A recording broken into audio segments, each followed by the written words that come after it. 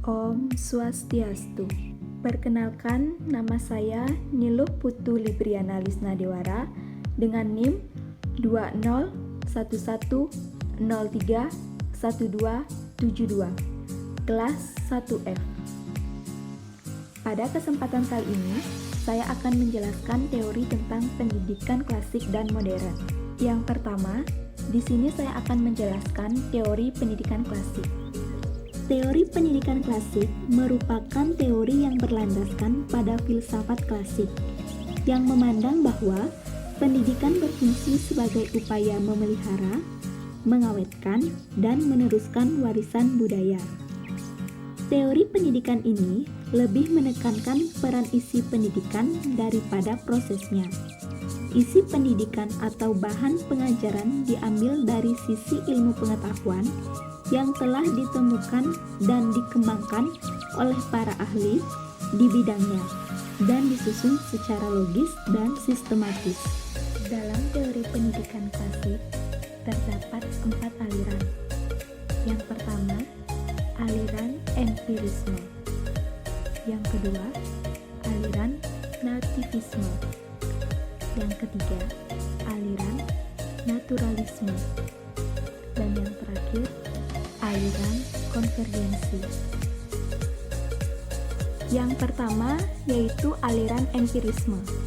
Aliran ini menyatakan bahwa perkembangan anak tergantung kepada lingkungan, sedangkan pembawaan tidak dipentingkan.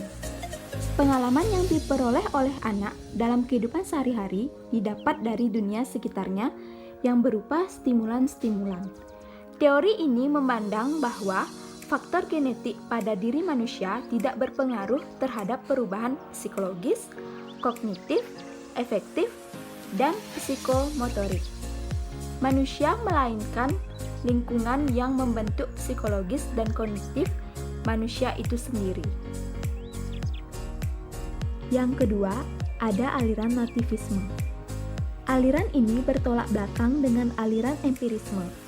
Aliran nativisme menekankan kemampuan dalam diri anak tersebut.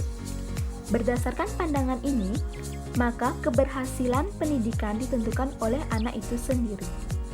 Perkembangan individu ditentukan oleh faktor bawaan sejak lahir.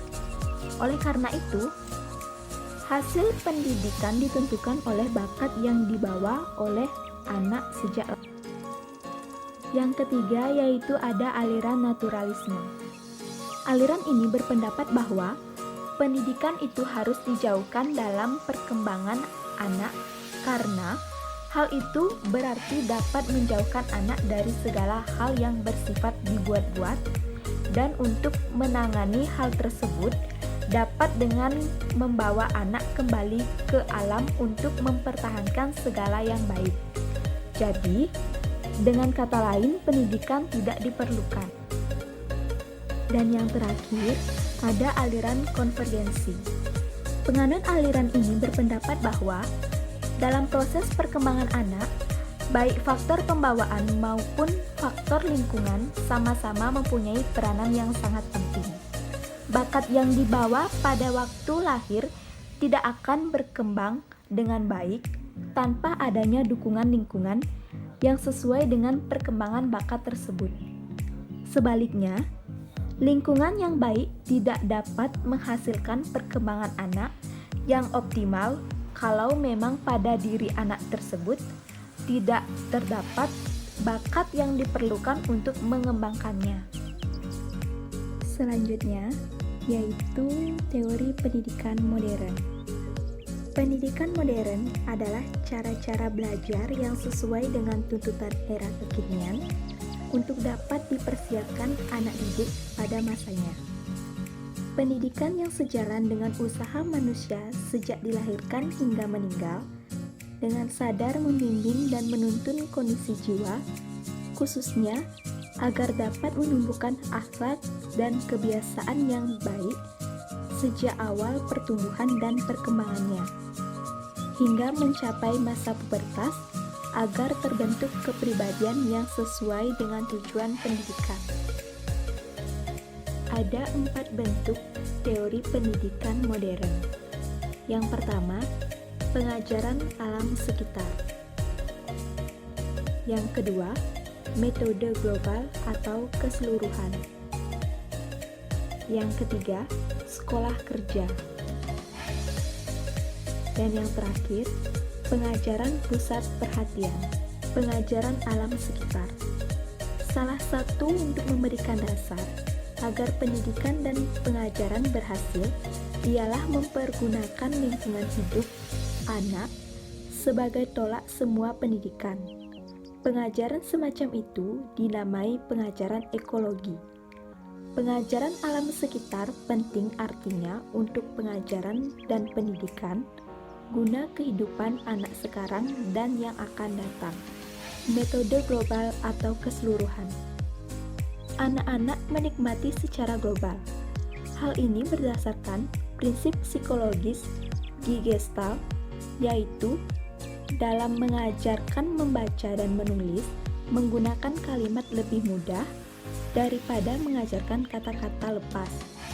Sedangkan kata lebih mudah diajarkan daripada huruf secara tersendiri. Selanjutnya, sekolah kerja. Sekolah kerja merupakan konsep pendidikan yang menjadi titik kulminasi dari pandangan yang mementingkan keterampilan dalam pendidikan. Sekolah kerja menekankan agar pendidikan mengembangkan pikiran, ingatan, bahasa, dan tangan. Tujuan dari sekolah kerja ini adalah menambah pengetahuan anak, yaitu pengetahuan yang didapat dari buku, orang lain, ataupun dari pengalaman sendiri.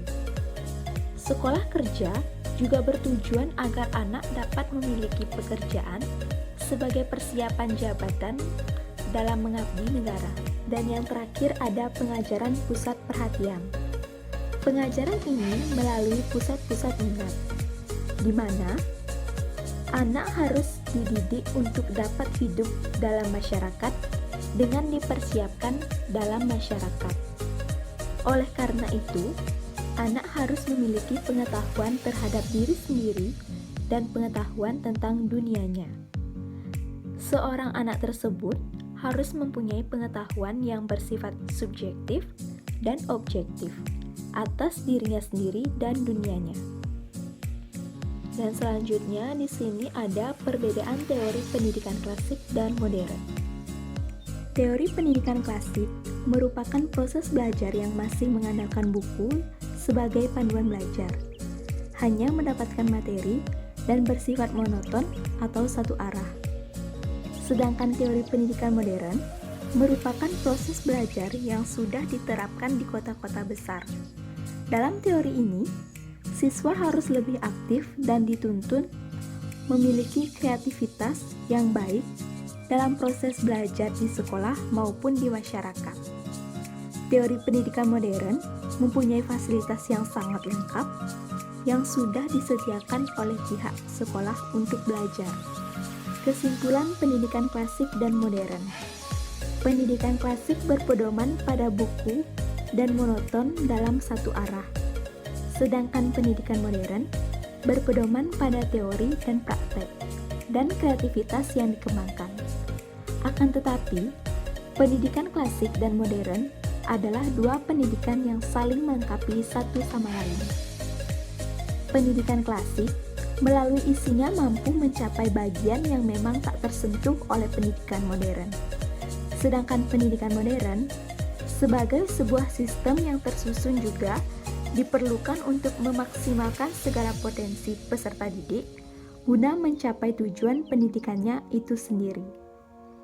Keterpaduan antara pendidikan klasik dan pendidikan modern akan menciptakan manusia yang sempurna akan karakter, pengetahuan, dan tujuan yang hendak dicapainya.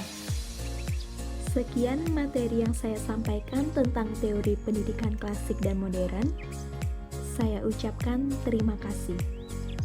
Om Santi, Santi, Santi, Om.